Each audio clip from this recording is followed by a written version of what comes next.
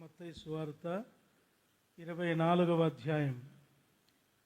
ఈ నెలలో బైబిల్ పఠనము ఈ దినముతో ఇప్పటికి సమాప్తము. మత్తయి సువార్త 24వ అధ్యాయం 34వ వచనము మనము అందరము కూడా కలిసి చదువుకుంటాము.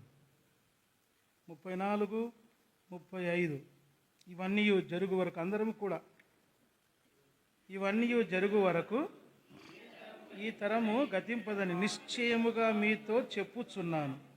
ఆకాశమును భూమియు గతించును గాని నా మాటలు ఏమాత్రమును గతింపవు. ప్రార్థన. మనము చదువుకున్న లేఖన భాగములన్నిటిలో కూడా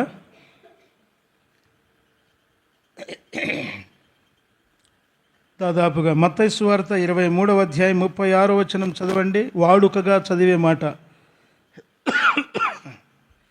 23:36 ఇవన్నీ ఈ తరము వారి మీదికి వచ్చును అని మీతో నిశ్చయముగా చెప్పుచూ ఉన్నాను. మొదటి వారములో ఈ తరము వారి మీదికి ఏ రీతిగా ప్రభు యొక్క ఉగ్రత రాబోతోందో చూస్తూ వచ్చాం. అసలు ఏమిటి వీళ్ళు ఎంతటి గనులు అని చూస్తూ వచ్చాం. తర్వాత రెండవ వారములో ఈ తరము వారు ఎవరు, వారు ఎంతమంది, ఎన్ని రకాలు అనే దాంట్లో కొంత చూస్తూ వచ్చినాం. ఎన్ని రకాలు కానీ చెప్పుకుంటూ వచ్చాము? 12 రకాలు. 12 రకాలలో మొదటి వారం, ఆ రెండవ వారములో మొదటిగా మనం చూసినటువంటి సంగతి ఒక 7 చూస్తూ వచ్చాము. రాసుకున్న వాళ్ళు వెంటనే చెప్పండి. మూర్ఖులకు ఈ తరము వారు. తర్వాత రెండవది విశ్వాసము లేని మూర్ఖ తరమువారు. మూడవది వెలుగు మీద తిరుగుబడే తరమువారు. నాలుగవది తమ మాలిన్యము నుండి కడుగబడని తరము. కడుగబడే తరం కాదు, కడుగకోవటానికి ఇష్టం లేని తరం. తర్వాత ఐదవది కన్నులు నెత్తికొచ్చిన తరం. తర్వాత తండ్రిని తల్లిని శపించుచు దీవించని తరం. ఏడవది యెహోవానైనను ఆయన కార్యములను అయినను ఎరుగని తరము అని మనము చూస్తూ వచ్చాం. అంతేనా? రాసుకున్న వాళ్ళు అంతేనా? ఇది రాసుకోండి, ఎప్పటికైనా పనికి వస్తుంది. మళ్ళీ మీరు బోధకులుగా సిస్టర్స్ మీటింగ్లో కూడా చెప్పచ్చు. తర్వాత మూడవ దాంట్లో ఏం చూసుకుంటూ వచ్చాము? ఇందులో 3 చూసుకుంటూ వచ్చాము. ఇప్పుడు 7 అయినాయి. మూడవ వారములో అంటే పోయిన వారములో 3 చూసుకున్నాము. ఒకటి వ్యభిచారులైన తరము వారు. రెండవది పాపము చేయు తరము వారు. చాలా జాగ్రత్త. విశ్వాసులైన వారు మేమేం పాపం చేస్తాములే అనుకుంటారు. అందుకే దేవుని వాక్యం ఎక్కువ విశ్వాసులకు తప్ప లోకస్తులకు చెప్పలేదు. అది గుర్తుపెట్టుకోవాలా. కాబట్టి వాక్యమంతా విశ్వాసులైన వారికే. మనము దీని గురించి కొంత వివరణగా చూస్తూ వచ్చాం.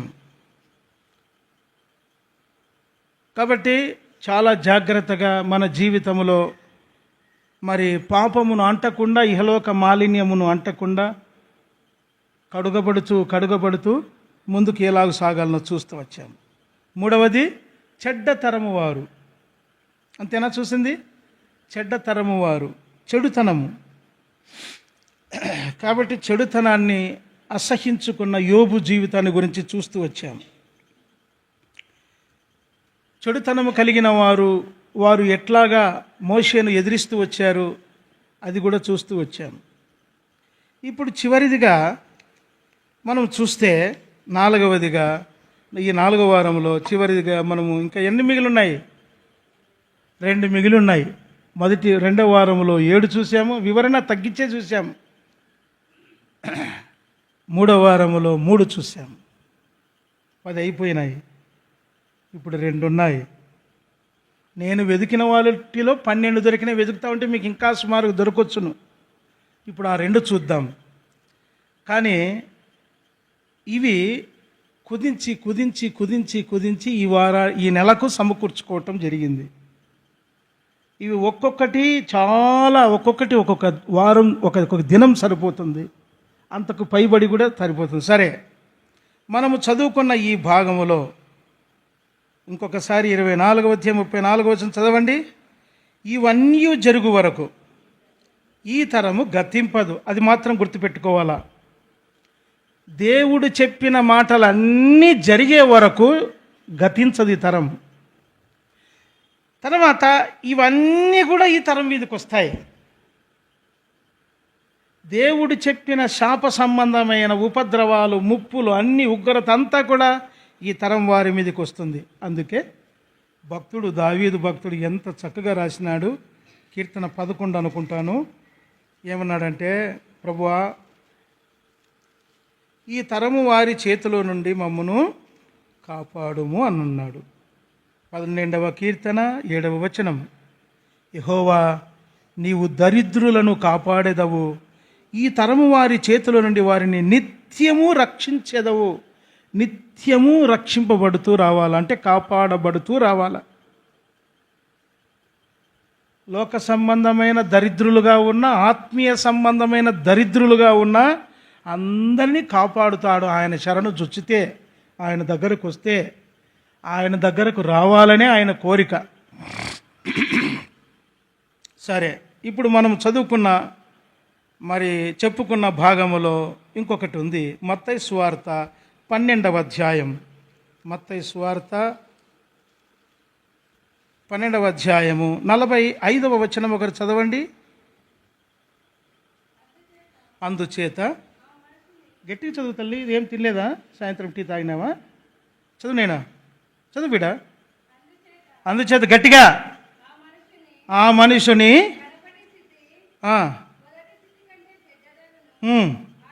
అలాగే ఈ దుష్ట తరము వారికిని సంభవించును అనెను. ఇది ఏం తరం? ఇది దుష్టతరము. దుష్టతరము వారిలో మనమున్నాము. కానీ మనము దుష్టులుగా ఉండకూడదు. దుష్టుడు అనేటువంటి మాటకు దాదాపు 40 రకాల అర్థాలున్నాయి. 37 నుండి నిఘంటువులో చూస్తే 40 వరకు అర్థాలున్నాయి. అంటే ఒక దుష్టుడు అనే మాటకు ఇంత లోతైన క్రూరత్వముతో కూడిన అర్థాలున్నాయి. సరే, అయితే 1 యోహాను పత్రిక 5వ అధ్యాయం 18వ వచనం. 1 యోహాను రాసిన 1 యోహాను పత్రిక 5వ అధ్యాయము 19వ వచనము. ఏది? 19వ వచనం. మనము దేవుని సంబంధులము అనియు లోకమంతయు దుష్టుని యందు ఉన్నదనియు ఎరుగుదుము. మనము దేవుని సంబంధులం. ఎవరు మనము? ఈ లోక సంబంధులము కాదు, అపవాది సంబంధులము కాదు. మీరు మీ తండ్రి యొక్క అపవాది సంబంధులు అప్పుడు మొదట్లో. కానీ ఇప్పుడు మనము దేవుని సంబంధులము. లోకమంతా ఎవరు ఎందుంది? దుష్టుడు, దుష్టిని ఎందుంది. అయితే 18వ వచనములో చూడండి, దేవుని మూలముగా పుట్టి ఉన్నవాడు ఎవడును పాపము చేయడు అని ఎరుగుదుము. దేవుని మూలముగా పుట్టినవాడు తన్ను భద్రము చేసుకొనును గనుక దుష్టుడు వాని ముట్టడు. దీని భావమేమి? ఇక్కడ రాయబడుతూ ఉంది, మనము దేవుని సంబంధులము, లోకమంతా దుష్టుని అందుంది, ఈ లోకమంతా దుష్టుని స్వాధీనంలో ఉంది. అయితే మనము దేవుని సంబంధులుగా చేయబడ్డాము, లోక సంబంధులమైన వారి నుండి. అయితే దేవుని మూలముగా పుట్టినవాడు ఎవడు కూడా పాపము చేయడు అనేది వాస్తవం. కానీ చేయకుండా ఉన్నారా? దేవుని వాక్యం చేయడు అని ఖండితంగా చెప్తా ఉంది. మరి చేశారు.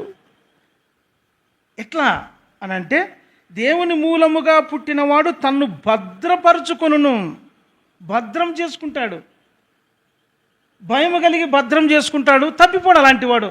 మామూలేలే చెప్తా ఉంటారు, మామూలేలే అనుకునేవాడు తప్పిపోతాడు. అది దేవుని యొక్క భావజాలము ఎట్లుంటుందంటే, తాత్పర్యం ఒక్కొక్కసారి ఒక్కొక్క రకంగా అర్థసహితముగా సందర్భాన్ని బట్టి మార్చబడుతూ వచ్చింది. కానీ భావం అంతా ఒకటే. కాబట్టి ఎవరు భద్రం చేసుకోరో వారు ఈ దుష్టతరములో పడిపోతారు, వారు ఈ కోవకు చెందిన వారు అవుతారు. కనుక దేవుని మూలముగా పుట్టినవాడు ఎవ్వరు కూడా ఈ రీతిగా పడిపోరు, భద్రం చేసుకుంటారు. ఇప్పుడు మనం చదువుకున్న భాగంలోనికి వస్తే మత్తయి సువార్త 12వ అధ్యాయం 45వ వచనంలో చదవండి. అందుచేత అంటే ఎందుచేత భద్రము చేసుకోకుండా ఉంటే, అందుచేత ఆ మనుషుని కడపటి స్థితి మొదటి స్థితి కంటే చెడ్డదగును. అలాగే ఈ దుష్టతరము వారికి సంభవించును. అలాగే అంటే ఈ తరము వారందరి మీదకి ఇవన్నీ సంభవించునని మనం చదువుకున్నాము కదా. ఆ మనుషుని కడపటి స్థితి, ఏ మనుషుడి కడపటి స్థితి?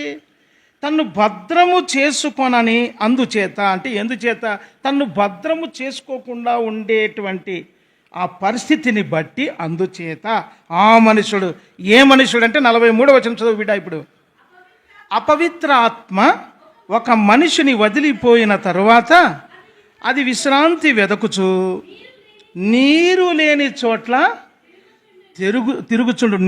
విశ్రాంతిని వెదుకుచూ నీరు లేని చోట్ల ఏం చేస్తూ ఉంటుందంట?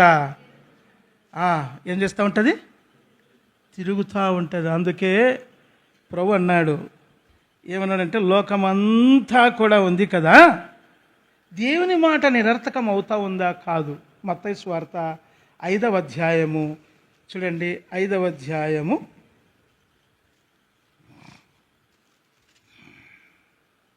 17-18 ధర్మశాస్త్రమునైనను ప్రవక్తల వచనములనైనను కొట్టివేయవచ్చితనని తలంచొద్దు.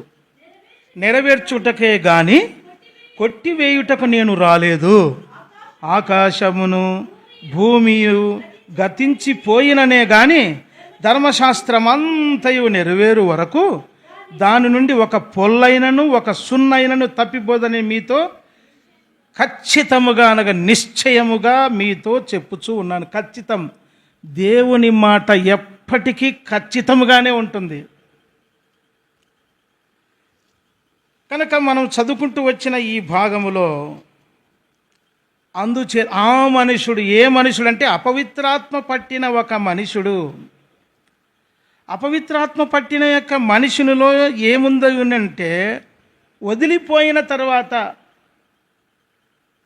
అపవిత్రాత్మ పట్టినటువంటి మనుషుని యొక్క జీవితంలో ఏముందనంటే,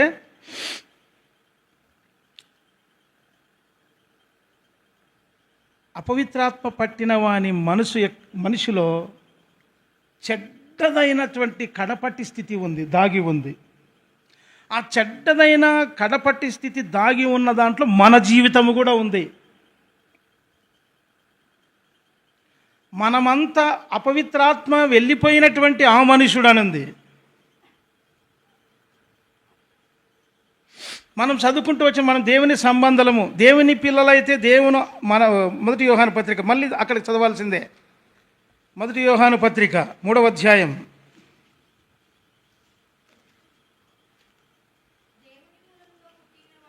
అది 5వ అధ్యాయము, నువ్వు చదివింది 18వ వచనం. నేను చెప్తూ ఉండేది 3వ అధ్యాయము 3వ వచనం.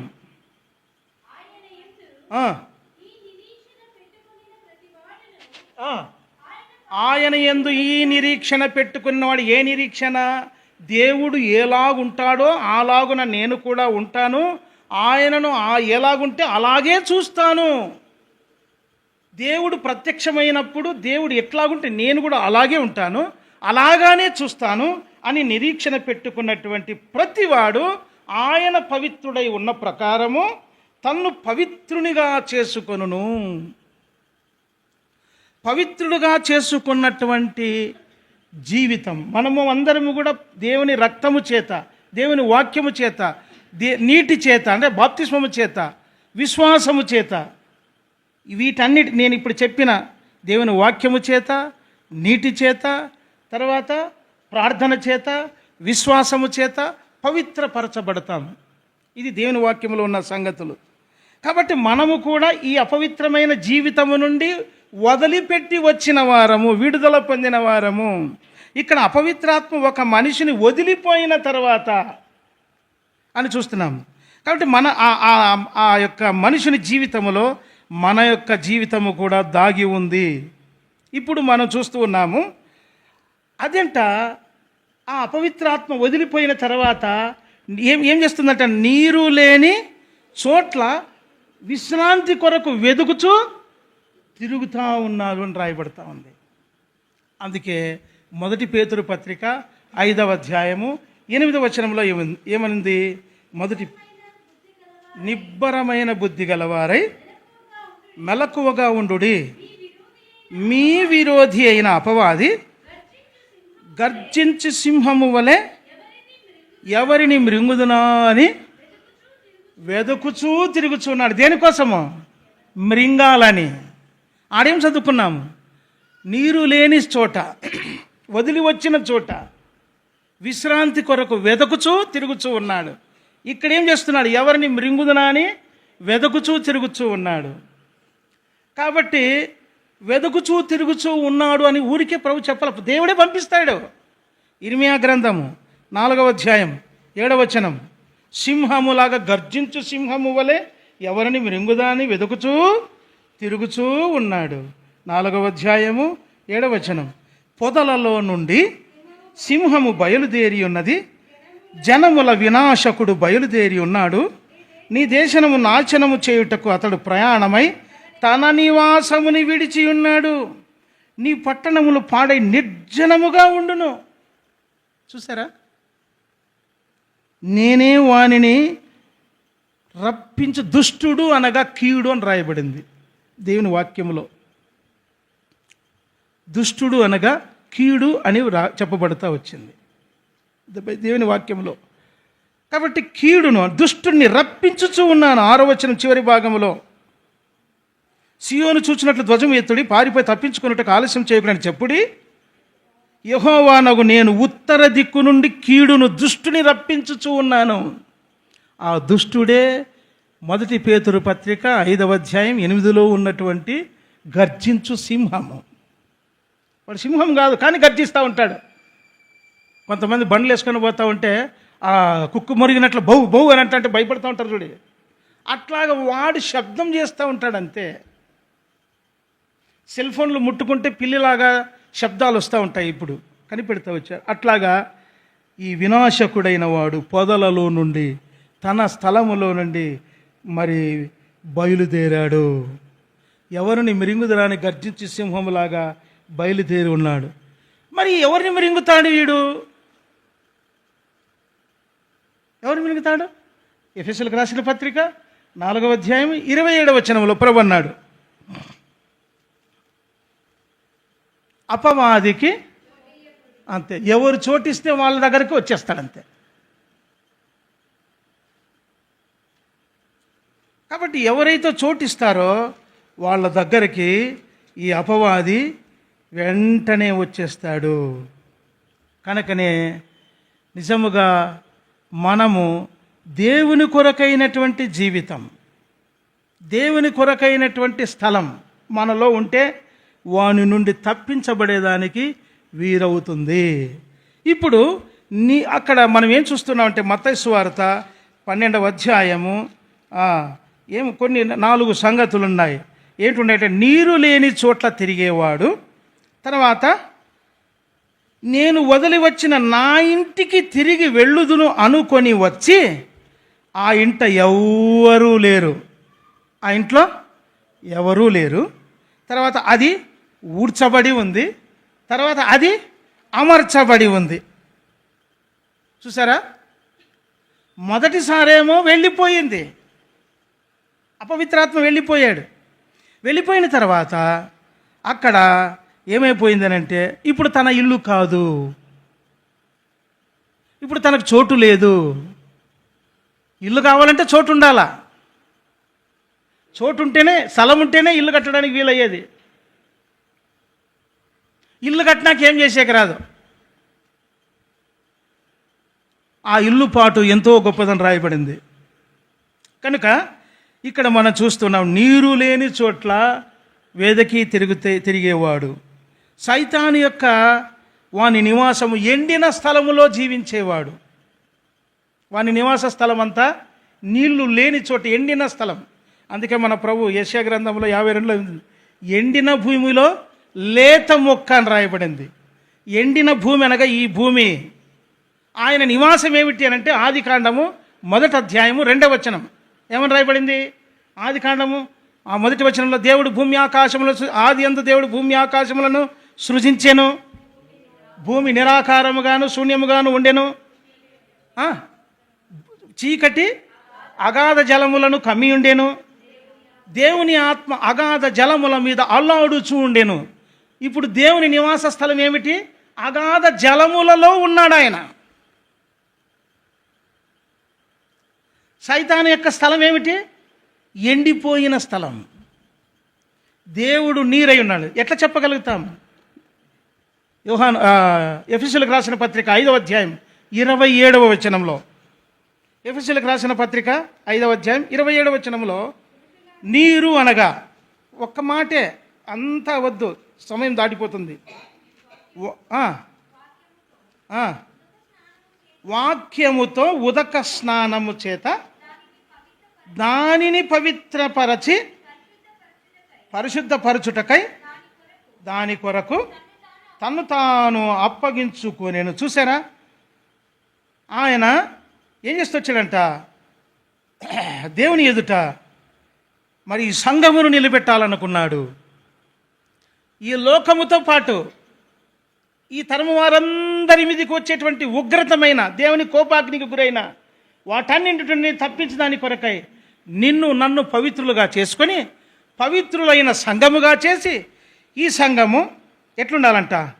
కలంకము ముడత అట్టిది మరి ఏదైనా లేకుండా పరిశుద్ధమైనది, నిర్దోషమైనది, మహిమగల సంఘముగా ఉండాలని ఆయన తన ఎదుట ఆ సంఘం నిలబెట్టుకోవాలని ఏం చేస్తున్నాడంట? వాక్యముతో ఉదక స్నానము. ఉదకము అనగా నీళ్లు. నీళ్లతో స్నానం చేస్తున్నాడు, కడుగుతూ ఉన్నాడు. కాబట్టి ఎప్పుడైతే మనకు దుష్టత్వం అంటుకుంటుందో, మన లోపటికి వస్తుందో, మన స్వభావము చెడుతనముతో నిండుకుంటుందో, నిఘంటువులో చెప్పినట్లుగా 37 రకాల అర్థాలతో కూడిన చెడు జీవితము మనిషిని లోనికి వస్తుందో, దాని నుండి కడుగటానికి దేవుడు ఏం చేస్తున్నాడంట? మరి తను తానే అప్పగించుకున్నాడు. కాబట్టి పవిత్రపరుస్తూనే ఉన్నాడు. మనం పవిత్రపరచబడుతూనే ఉన్న సందేహంలో ఒకసారి పవిత్రపరచబడ్డాం. అయితే దినదినము క్షణక్షణము కడుగబడుతూనే ఉండాలి. ఇప్పుడు నీరు అనగా ఏం చూస్తూ వచ్చాము? దేవుని వాక్యము. నీరు అనగా దేవుని వాక్యం. ఇంకా రాయబడుతూ వచ్చింది యోహాను సువార్త 4వ అధ్యాయం 13వ వచనములో ప్రభువే స్పష్టంగా చెప్పాడు. అందుకు యేసు, ఈ నీళ్లు త్రాగు ప్రతివాడు మరల దప్పికొనును, నేనిచ్చి నీళ్లు త్రాగు వాడెప్పుడు దప్పికొనడు, నేను వానికిచ్చి నీళ్లు నిత్య జీవనకై వానిలో ఊరిడి నీటి బుగ్గగా ఉండనని ఆమెతో చెప్పాను. ఈయన దేవుని వరమై ఉన్న జీవ జలము అని 10వ వచనంలో వ్రాయబడింది. దేవుని యొక్క వరమై ఉన్న జీవజలమైన దేవుడు. కాబట్టి దేవుడు ఉన్న చోట సాతానుడు ఉండలేడు. దేవుడు ఉన్న చోట ఏం చేయబడుతుందంటే చక్కగా ఏం చేయబడుతుంది? అంతా పవిత్రపరచబడుతుంది, పరిశుద్ధపరచబడుతుంది. దేవుడు లేని చోట శత్రువు తప్పనిసరిగా ఉంటాడు. కాబట్టి మన జీవితంలో దేవునికి స్థలం ఇచ్చేవారుగా ఉండాలి. అపవాదికి చోటు ఇవ్వకుండా మనల్ని మనం భద్రం చేసుకోవాలా. ఒకవేళ మనము భద్రము చేసుకోకుండా అపవాదికి కానీ చోటు ఇచ్చామా ఏం చేయబడుతుంది? యోహాను సువార్త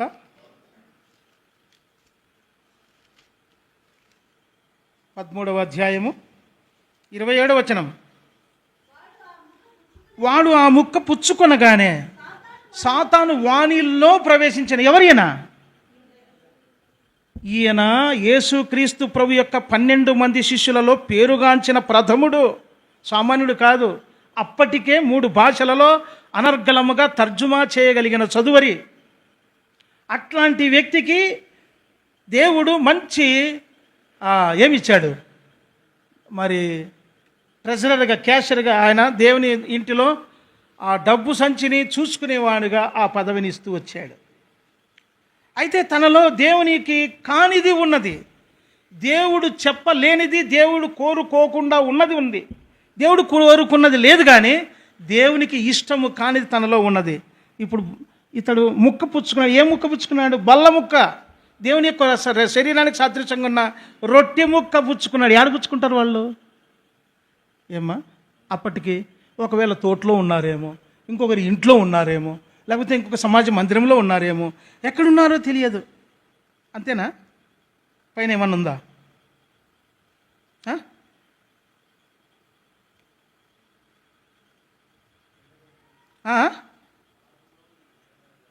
ఏమంట అమ్మా?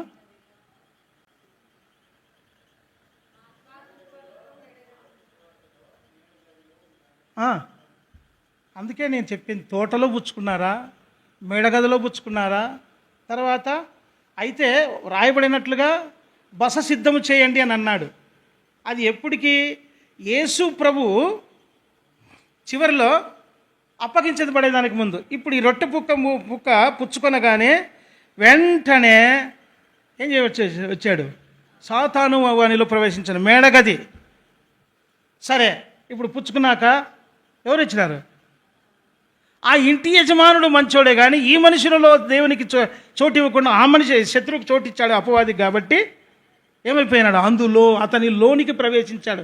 నువ్వు బల్ల తీసుకున్నా, నువ్వు ఏమి చెప్పినా, ఏమి పాట పాడినా, లేకపోతే ఎంతకాలం ఉన్నా, దేవునికి చోటు లేకపోతే ఎవరుంటారు? గుర్తుపెట్టుకోండి, తప్పనిసరిగా అపవాది వస్తాడు, దుష్టుడు చోటు చేసుకుంటాడు. ఇది సత్యం. కాబట్టి మనము దేవుని కొరకైన జీవితం తప్పనిసరిగా కలిగి ఉండాలి. ఇది మొదటిది. నీరు ఉంటే వాడు ఎట్టి పరిస్థితుల్లో ఉండడు. ఇక రెండవది, మత్తయి సువార్త 12వ అధ్యాయం 44వ వచనం చదువు బిడ్డ. 44 విశ్రాంతి దొరకనందున నేను వదిలి వచ్చిన నా ఇంటికి తిరిగి వెళ్ళుదును అనుకొని వచ్చి. ఇప్పుడు రెండవది ఏంటంటే, నా ఇల్లు అని అంటూ ఉన్నాడు. చోటిచ్చినామనుకో, వెంటనే ఏం చేస్తాడు? ఇల్లు కట్టుకుంటాడు. ఇంకా ఇల్లు కట్టుకోవాలంటే ఏం చేయాలి? ఫస్ట్ స్థలం కావాలా. కాబట్టి శత్రువుకైనా దేవునికైనా స్థలం ఉంటేనే. స్థలం ఇచ్చాము అని అంటే వాడు చోటు చేసుకుంటాడు లోపలికి. ఏం చేస్తూ వచ్చాడంటే, వెంటనే నా ఇల్లు అని చెప్పబడతా ఉంది. ఇప్పుడు సైతాను ఇంటి వారుగా మనం ఉండకూడదు.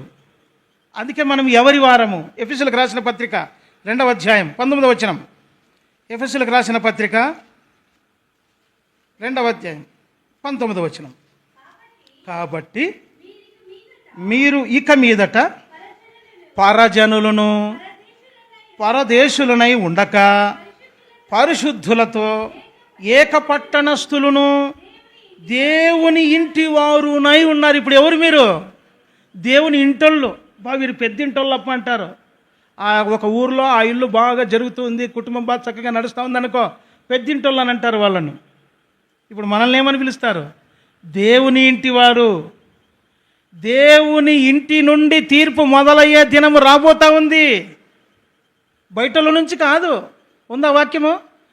దేవుని ఇంటి నుండే తీర్పు మొదలయ్యే దినమని కోసం ఎదురు చూడాలా మనం. దేవుని ఇంటిలో నుండి, దేవుని ఇంటి నుండి తీర్పు ఆరంభమయ్యే దినం రాబోతా ఉంది. కాబట్టి ఇప్పుడు మనము దేవుని ఇంటి వారముగా ఉన్నాము. దేవుని ఇంటి వారముగా ఉండాలా? వారమై ఉన్నాము. దేవుని ఇంటి వారముగా కట్టబడాలా. కొలస్సీయులకు రాసిన పత్రిక 2వ అధ్యాయం 7వ వచనం. కొలస్సీయులకు రాసిన పత్రిక 2వ అధ్యాయము 7వ వచనం. కావున మీరు ప్రభువైన క్రీస్తు యేసును అంగీకరించిన విధముగా ఆయన యందు వేరు పారిన వారై ఇంటి వలె కట్టబడుచు, మీరు నేర్చుకునే ప్రకారముగా విశ్వాసమందు స్థిరపరచబడుచు, కృతజ్ఞతాస్తుతులు చెల్లించుట యందు విస్తరించుచు ఆయన యందు ఉండి నడుచుడి. ఇప్పుడు ఏం చేస్తున్నారంటే, ఇంటి వలె కట్టబడుచు. మునుపు మీరు పరజనులు, పరదేశులు, పరదేశులు పరజనులనైన మనలను, అన్యజనులైన మనలను పరిశుద్ధులుగా చేస్తూ వచ్చాడు. దేవుని పట్టణానికి వారసులైన వారుగా మనల్ని చేస్తూ వచ్చాడు. దేవుని ఇంటి వారుగా మనల్ని చేస్తూ వచ్చాడు. దేవుని ఇంటి వారుగా చేయబడిన మనము దేవుని ఇంటిలాగా కట్టబడాలా. దేవుని ఇంటిలాగా ఎప్పుడైతే కట్టబడుతూ వస్తామో అప్పుడు ప్రభు ఏమంటాడు చూడండి, దేవుని ఇంటిలాగా మనం కట్టబడే తర్వాత ఇంకా ఏమంటాడు? 1 కొరింథీయులకు రాసిన పత్రిక 3వ అధ్యాయం 9వ వచనం.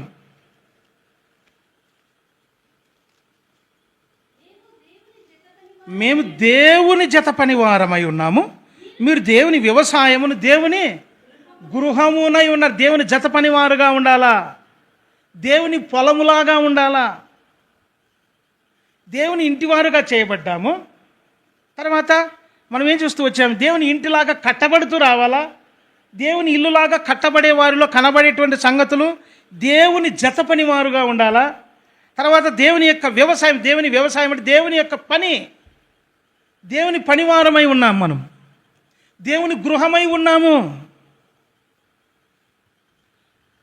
కాబట్టి 1 కొరింథీ 6వ అధ్యాయము 18వ వచనం.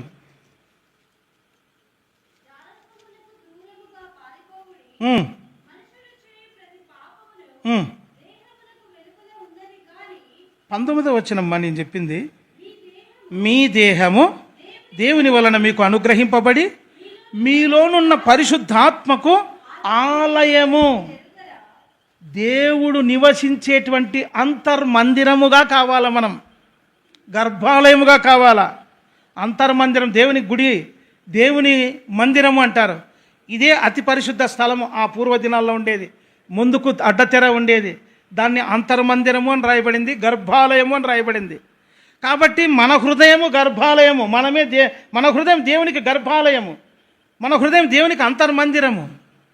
కాబట్టి దేవునికి గృహముగా నీవు నేను ఉన్నాము గనక మన దేహముతో దేవుని మహిమపరిచేవారుగా ఉండాల. మనము అపవాది యొక్క సంబంధులము కాదు, అపవాది యొక్క ఇంటి వాళ్ళము కాదు. మునుపు ఉండేవాళ్ళము, ఇప్పుడు కాదు. కనుక ఇటువంటి జీవితము నుండి విడుదల పొందినటువంటి మనమందరము కూడా దేవుని యొక్క ఆత్మకు, పరిశుద్ధాత్మకు ఏమై ఉన్నాము? ఆలయము. నిజముగా దేవుని ఆలయముగా మన బ్రతుకు, మన జీవితం, మన జీవితము విధానం, మనం చేసే పనులు అట్లా ఉన్నాయా పరిశీలన చేసుకోవాలా.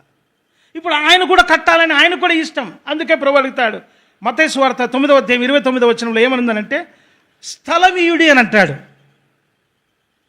ఒక అమ్మాయి చనిపోయింది. చనిపోయి ఇంట్లోనే ఎక్కువగా గొల్లు చేస్తూ ఉన్నారు. ఏ ఇంట్లోనైనా ఏడుస్తారు, అది సందేహం లేదు. ఏడుస్తూ ఉంటే ఏం చేశారు? ప్రభు ఏమన్నాడు? స్థలమీయుడి. ఎందుకు? దేవుని గృహముగా కట్టబడ్డానికి, దేవుని ఆలయముగా ఉండటానికి, పరిశుద్ధాత్మకు ఆలయముగా ఉండటానికి నీవు స్థలం ఇస్తే నిజముగా ప్రభువు తప్పనిసరిగా ఆయన ఏం చేస్తాడంటే నిన్ను నన్ను దేవుని ఇంటి వారుగా కట్టేదానికి పూనుకుంటాడు. ఇక్కడ మనము స్థలం ఇస్తే ప్రభువు కూడా ఏం చేస్తాడు? యోహాను సువార్త 14వ అధ్యాయము, యోహాను సువార్త 14వ అధ్యాయం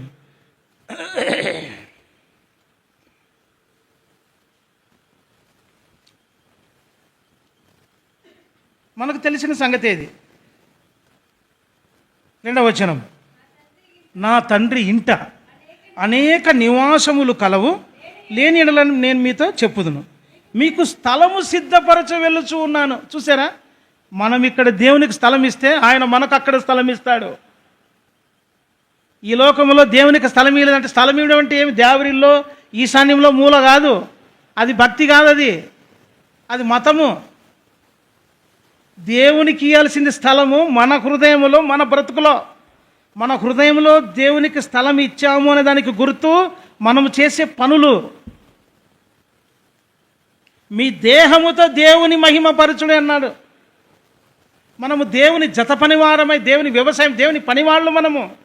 దేవుని యొక్క గృహము, దేవుని మందిరమై ఉన్నాం మనము. పరిశుద్ధాత్ముడు మనతో నివసిస్తూ ఉన్నాడు, సంచకరువుగా ఇచ్చిపోయాడు. అందుకే ఏ మాట మాట్లాడినా, ఏ పని చేసినా దేవుని చిత్తమైతే భక్తులు ఎందుకు పలుకుతారంటే ఇందుకే, సొంతంగా పలకడానికి లేదు మనకు. దేవుని చిత్తమైతే ఈ పని చేస్తాం, దేవుని చిత్తమైతే ఈ మీటింగ్ ఉంటుంది, దేవుని చిత్తమైతే ఆ మీటింగ్ ఉంటుందని ఎందుకు చెప్తారంటే మనము ఆయన స్వాధీనంలో ఉన్నాము.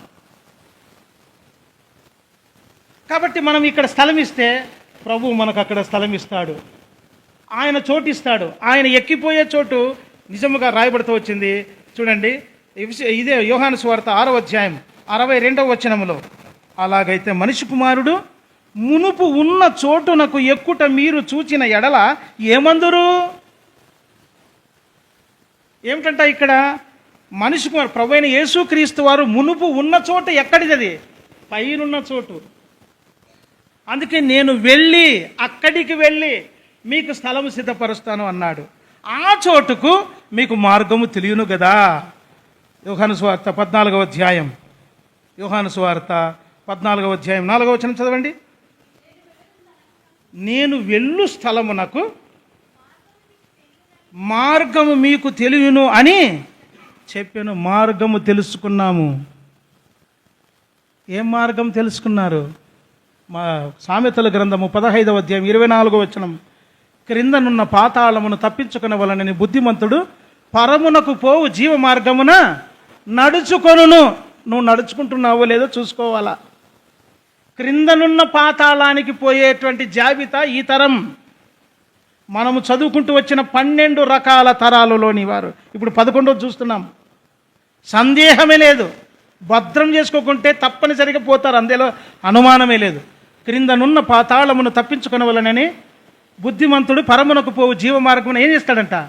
తెలుసులేని ఊరికే ఉండేది కాదు, నడుచుకుంటూ రావాలా. దాన్ని తప్పించుకోవాలని ఎప్పుడు కూడా గురి ఉండాలా. వాడు బాణాలు వేస్తూనే ఉంటాడు, శోధిస్తూనే ఉంటాడు. తప్పించుకుంటూనే రావాలా. తప్పించుకోకుండా తగిలిందనుకో గాయమవుతుంది, అప్పుడు దేవుడు కాపాడుతాడు. అప్పుడు అందుకే మీరు శోధనలో ప్రవేశింపకుండానట్లు ప్రార్థన చేయుడేనంది. సరే, ఈ రీతిగా దేవుని ఇంటి వారుగా మనం ఉన్నామనుకో, దేవుని ఇల్లుగా కట్టబడుతూ ఉన్నామనుకో, దేవుని ఆత్మకు నివాస స్థలముగా మనం జీవిస్తూ ఉన్నామనుకో, దేవుని పనివారుగా మనం చేస్తూ ఉన్నామనుకో, ఆ శత్రువు అయిన సాతానుడు రావటానికి ఎంత మాత్రము అవకాశమే లేదు. నేను వదిలి వచ్చిన నా ఇంటికి తిరిగి వెళ్ళుదును అనుకొని వచ్చినప్పుడల్లా దాటుకొని పోతూ ఉంటాడు. ఎందుకో ఆ ఇంట్లో ఏమున్నాయి? నీళ్లున్నాయి, అనగా దేవుడు ఉన్నాడు అందులో. సంహారకుడు రాత్రి వచ్చాడు, చూస్తే ఏముంది? ఆ ద్వారబంధాల మీద రక్తం ఉంది. పైన 2 నిలువు కమ్మిలికి పైన ద్వారబంధం మీద రక్తం ఉండగానే సంహారకుడు ఏం చేశాడు? చూసి దాటుకొని పోతా వచ్చాడు. ఆ రక్తము ప్రభువుకు గుర్తు. ప్రభు ఏ వ్యక్తి జీవితంలో ఉంటాడో సాతానుడు ముట్టలేడు. జాగ్రత్త, భయము. ఖాళీగా ఉంటే లోపలికి వస్తాడు. అందుకే ఏం చేస్తారు? బాడికి ఇండ్లు ఏం చేస్తూ ఉంటారు? అందరూ ఖాళీగా ఉండాయా ఇల్లు అని వెతుకుతూ ఉంటారా? లేదమ్మా, మీకంటే అందరికి సొంత ఇండ్లే ఉన్నారు. ఎవరైనా బాడిగిన్నెలో ఉన్నారా? ఎవరు లేరు కదా. సంతక్క సాధ్యమైనంత వరకు అందరూ సొంత ఇండ్లు. అబ్బాయి ఎంత సంతోషమో. ఇప్పుడు అందరికీ సొంత ఇండ్లు ఉన్నాయి. ఇంకా కాకుండా సొంత స్థలాలు కూడా ఉన్నాయి మిగిలి. అంతేకాదు సొంత పొలాలు కూడా ఉన్నాయి. ఇల్లు స్థలము ఉంది, పొలము ఉంది, ఇండ్లు ఉన్నాయి. మరి ఆడ స్థలము కావాలా, ఆడ ఇల్లు కావాలా? పొలాలు లేవాడ, దేవుని పొలం. మరి మనము ఇక్కడ స్థలం ఇస్తే అక్కడ ఆయన స్థలం ఇస్తాడు. ఇక్కడ దేవుని ఇంటిలాగా కట్టుకుంటూ పోతే అక్కడ మనం కట్టబడతాము. ఆయన కట్టే ఆ ఇంట్లోకి మనం వెళతాము. ఒకవేళ ఇక్కడ స్థలం ఇవ్వకోకుండా, ఒకవేళ ఇక్కడ దేవుని ఇంటిగా ఉండకుండా ఉంటే, నేను వదిలి వచ్చిన నా ఇంటికి తిరిగి వెళ్ళదు. నా ఇల్లు అంటాడు వాడు డైరెక్ట్గా. చూసారా? కనుక నా ఇల్లు అని తిరిగి వెళ్ళదును అనుకొని వచ్చి ఆ ఇంట ఎవరునూ లేక, అది ఎవరు లేకపోతే ఏం చేస్తాడు? లోపలికి వస్తాడు. ఖాళీగా ఉందా అంటే బాడుగా ఖాళీగా ఉందా అని, ఏమండి ఇల్లు ఏమంటారు? బయట రాసింటారు, టూ లెట్ అని రాసింటారు కదా. టూ లేటా ఏం తెగుతురా? లేట్ అంటే మళ్ళీ వేరైపోతుంది. లేట్ కమ్మర్స్కి పనిలే ఆడలేదు. ఏమంటాడు, అక్రమం చేయవర్లరా మీరెవరో నాకు లేట్ కమ్మర్స్ కాకూడదు అట్లని చెప్పి ఇల్లు ఖాళీగా ఉంది అనుకో, ఇంకొకటి వస్తాడు లోపలికి. ఇప్పుడు రెండవది, ఆ ఇంట ఎవరునూ లేక అది ఏమైందంట, ఊడ్చబడి ఉంది. చాలా జాగ్రత్త ఈ మాట కాడ, అది ఊడవబడి ఉంది. ఏమిటి దీని అర్థం? అది ఊడవబడినటువంటి జీవితం ఏం చూపిస్తుంది? ఒక అపవిత్రాత్మ పట్టిన వాని జీవితంలోని సంగతులు మనకు అన్వయింపజేసుకుంటే మన జీవితాలు దాగి ఉన్నాయి. ఏమిటి అని అంటే, జెఫన్యా గ్రంథము 1వ అధ్యాయము 2-3 వచనాలు చూడండి. జెఫన్యా గ్రంథం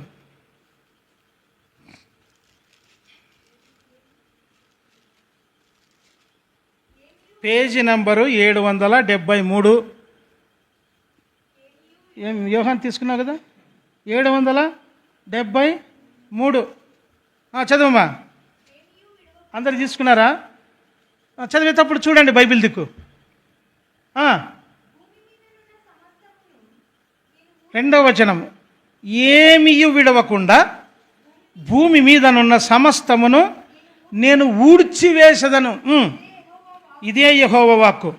మనుషులనేమి పశువులనేమి నేను ఊడ్చివేసేదను, ఆకాశ పక్షులనేమి సముద్ర మత్స్యములనేమి దుర్జనులనేమి వారు చేసిన అపవాదములనేమి నేను ఊడ్చివేసేదను. భూమి మీద ఎవరునూ లేకుండా మనుష్య జాతిని నిర్మూలము చేసేదను. ఇదే యెహోవా వాక్కు. ప్రభు మాట మనం చదువుకుంటూ వచ్చినాం. భూమి ఆకాశములు గతించును కానీ నా మాట ఒక్క పొల్లు కూడా పోదన్నాడు. ఇదంతటిని భూమి మీద ఎవరినీ లేకుండా ఊడ్చివేస్తాను అని దేవుడు ప్రవచనం, దేవుడు వాక్యం మాట ఇచ్చాడు. అది ఖచ్చితముగా జరగబోతుంది. ఇక్కడ మనం చదువుకుంటూ వచ్చాము. ఏమని చదువుతూ వచ్చిన? పశువులను, అన్నిటి మనుషులను, అన్నిటి పక్షుల్ని, సముద్ర మత్స్యములను, దుర్జనులను, అందరిని, అపవాదములనేమి అన్నీ వారు చేసిన అపవాదాలు, చెడ్డ కార్యాలు అన్నిటినీ ఊడ్చేస్తాడు. అంతటినీ ఊడ్చేస్తాడంట. మనము ఎక్కడ ఊడుస్తాం చెప్పండి? ఎక్కడెక్కడ ఊడుస్తాము? ఏమయ్యా విజయ్, ఏడాడు ఊడ్చేది చెప్పు. ఊడ్చేది ఎప్పుడు ఊడలేదు నువ్వు? మళ్ళీ చెప్పాయా? ఇంట్లో ఊడుస్తాము. అంగా ఇంటిలోనా, దొడ్డిలోనా, సంఘములో? కరెక్టేనా? నేను ఇంట్లో ఊడ్చినాను, కళ్ళంలో దొడ్డిలో ఊడ్చాను, తర్వాత మందిరంలో కూడా ఊడ్చిన. ఊరికూరికే ఈడు వాక్యం చెప్పడానికి రాలే.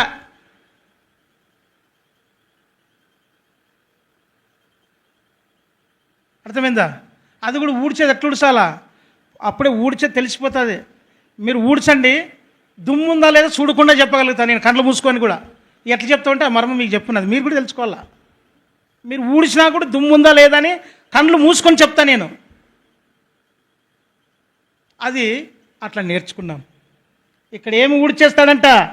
మనుషుల్ని, పక్షుల్ని, సముద్ర మత్స్యములను, తర్వాత పశువుల్ని అన్నిటినీ ఊడ్చివేస్తాడు. వారితో పాటు ఇక్కడ అసలైన సంగతులు ఉన్నాయి. ఇప్పుడు చదువు నేను 4వ వచనం. మనిషి జాతిని కంప్లీట్గా నిర్మూలన చేస్తానని చెప్తూ, నా హస్తము యూదా వారి మీదను యెరూషలేము నివాసులందరి మీదను చాపి బయలుదేవత యొక్క భక్తులలో శేషించిన వారికి, దానికి ప్రతిష్ఠితులకు వారిని, దాని అర్చకులను నిర్మూలన చేసేదను. చూసారా? తర్వాత అన్ని జనానికి సంబంధించింది. మిద్దెల మీద ఎక్కి ఆకాశ సమూహములకు మొక్కు వారిని, మిద్దెల మీదకి ఎక్కి మొక్కుతూ ఉంటారు కింద మొక్కుకోకుండా, అట్లాంటి వాళ్ళని యెహోవా పేరును బట్టి బయలుదేవత తమకు రాజు అను దాని నామమును బట్టి మ్రొక్కి ప్రమాణము చేయువారిని నేను నిర్మూలము చేసేదను. తర్వాత యెహోవాను అనుసరింపక ఆయనను విసర్జించి ఆయనతో విచారణ చేయని వారిని నేను నిర్మూలము చేసేదను. అందులో వీళ్ళు కూడా పెడతారు. చాలా జాగ్రత్త. ఎవరున్నారాడా? యెహోవా నామమును బట్టి అబద్ధ ప్రమాణము చేసే వాళ్ళని దేవుడు కూడా చేస్తాడు. అందుకే ప్రభు అన్నాడు, మీ మాట ఎట్లుండాలంట? ఆ మాట దేవుడు భలే చక్కగా చెప్పాడు. మీ మాట అవునంటే అవును, కాదంటే కాదు. లేదనుకో, ఇక్కడ రాయబడుతుంది 5వ అధ్యాయము 37వ వచనం. మీ మాట అవునంటే అవును, కాదంటే కాదు అని ఉండవలను. వీటికి మించున్నది దుష్టుని నుండి పుట్టునది. దుష్టుడు అంటే కింద ఫుట్నోట్లో ఏముంది? కీడు నుండి. కీడును రప్పిస్తానని మనం చదువుకున్నామే ఇర్మియా గ్రంథంలో 4-7 వచనంలో. ఆ కీడు ఎవరంటే ఈ దుష్టుడే. సౌలుకు అపవిత్రాత్మ దావీదు వాయించినంత వరకు ఏముండదు, వెళ్ళిపోతుంది. అంతకుముందు దేవునిలో ఉన్నంత వరకు ఏముండింది? దేవునిలో ఉన్నంత వరకు పరిశుద్ధాత్మతో నింపబడ్డాడు. దేవుని ఆత్మ ఎప్పుడైతే సౌలులో నుండి వెళ్ళిపోయిందో దురాత్మ అతనిలోనికి చేరింది. చూసారా? దేవునికి చోటు ఇవ్వకపోతే వాడే వచ్చేది. మరి సరే, ఇక్కడ చదువుకున్నాం. ఏం చదువుకుంటూ వచ్చామంటే దేవుని యొద్ద విచారణ చేయని వారు, దేవుని నామములో అబద్ధ ప్రమాణము చేసేవారు, ముఖ్యంగా అబద్ధ ప్రమాణము చేసేటువంటి వారి మీద దేవుని యొక్క ఉగ్రత తప్పనిసరిగా వస్తూ ఉంది. రెండవది, ఆయన యొద్ద యెహోవాను అనుసరింపక ఆయనను విసర్జించేవారు. రెండవారు ఎవరు? దేవునిని అనుసరించని వారు. అనుసరించకపోవడమే కాకుండా విసర్జించేవారు. మూడవది, దేవుని యొద్ద విచారణ, ప్రార్థన చేయని వారు. అందుకే ప్రార్థన చేయకపోతే పాపం అని రాయబడింది. విచారణ చేయని జీవితం, నిర్విచారముగా ఉంటే దేవుని ఉగ్రతను దేవుని ఇంటిలో ఉన్నా బయటున్నా ఎక్కడున్నా వస్తుంది. ఇక్కడ మనం చదువుకున్నాము, యెహోవా నామమును బట్టి ప్రమాణము చేసేవారు ఒకటి. రెండవది, యెహోవాను అనుసరింపక విసర్జించేవారు. మూడవది, యెహోవా యొద్ద విచారణ చేయని వారు. ప్రభువా, ఈ పని చేయాలన్నా వద్దా? ప్రభువా, ఈ కార్యం చేయాలన్నా వద్దా? ప్రభువా, ఇది నేను తీసుకోవాలన్నా వద్దా? ప్రభువా, ఇది కొనాలన్నా వద్దా? దేవుని దగ్గర ప్రతి సంగతి విచారణ చేయాలా. అందుకే మనం స్వతహాగా ఏం చేయటానికి లేదని చెప్పింది. అందుకే కాబట్టి ప్రభు అన్నిటినీ ఊడ్చివేసే కాలం రాబోతా ఉంది. ఇది నిజముగా ఇది యెహోవా వాక్కు అన్నాడు. ఆయన మాట ఖచ్చితం. జరిగిందా మరా పని? జరిగింది. మొదటి రాజులు 14వ అధ్యాయం, మొదటి రాజులు 14వ అధ్యాయము 19వ వచనం. యెరోబాము చేసిన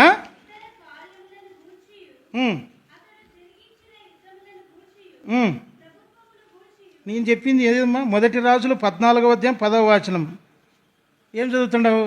కాబట్టి యెరోబాము సంతతి వారి మీదికి నేను కీడు రప్పించుచు ఇశ్రాయేలు వారిలో అల్పులు గాని ఘనులు గాని లేకుండా మగవారినందరినీ యెరోబాము వంశము నుండి నిర్మూలము చేసి పెంట అంతయు పోవునట్లుగా ఒకడు అవతలకు దానిని ఊడ్చి వేసినట్లు యెరోబాము సంతతిలో శేషించిన వారిని నేను ఊడ్చివేయుదును. ఎవరైనా దేవుని చేత పిలువబడ్డవాడు, దేవుని చేత ఏర్పాటు చేయబడ్డ ఎఫ్రాతీయుడు, మంచి యవనుడు, మంచి బలము గలవాడు, పని యందు శ్రద్ధ గలవాడు, షీలోహీయుడైన అహియ ప్రవక్త ద్వారా దేవుని చేత పిలువబడ్డవాడు. మరి దేవుని చేత పిలువబడినటువంటి ఈ మనుషునికి దేవుడు 10 గోత్రాలను దావీదు కుమారుడైన మరి యెరోబాము యొక్క కుమారుడైన ఎవరతను? రెహబాము. దావీదు కుమారుడు సొలొమోను కుమారుడు రెహబాము చేతిలో నుండి ఏమిచ్చాడు? 10 గోత్రాలు ఇచ్చాడు.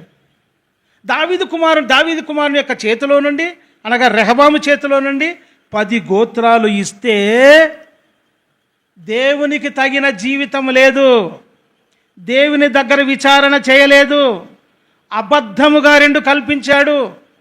అబద్ధముగా 2 ఏమి కల్పించాడు? నిజముగా యువతలు మనం చూస్తే చూడండి, ఒకటి బేతేలులోను ఇంకొకటి దానులోను 2 దూడలను చేసి అబద్ధ ప్రమాణాలు చేశాడు అతను. దేవుణ్ణి అనుసరించకుండా దేవుని ప్రజలను తప్పించాడు అతను. అంతేకాదు, దేవుని యొద్ద విచారణ చేయకుండా ఈ పనులు చేశాడు అతను. అంతేనా? ఇంకా ఏం చేశాడు? తానే బలిపీఠము మీదకి ఎక్కి దేవుని ధర్మశాస్త్ర ప్రకారము దేవుడి నియమించిన నియమాన్ని దాటిపోయి అతడే ధూపం వేయడానికి వ్యక్తి వచ్చాడు. వెంటనే ఒక దైవజనుడు చెప్తూ వచ్చాడు, ఈ పని నీవు కాదు చేయకూడదయ్యా అంటే ఏం చేస్తూ వచ్చాడండి.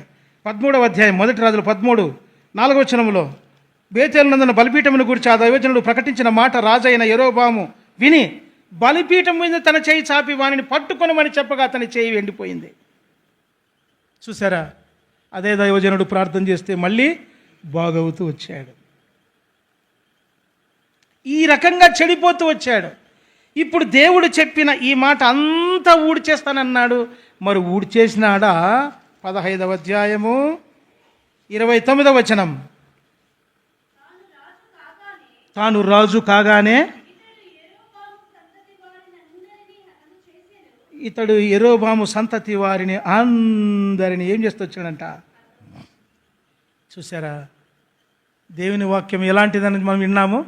నా మాటలు గతింపవు, అంత ఖచ్చితమైనది దేవుని వాక్యం.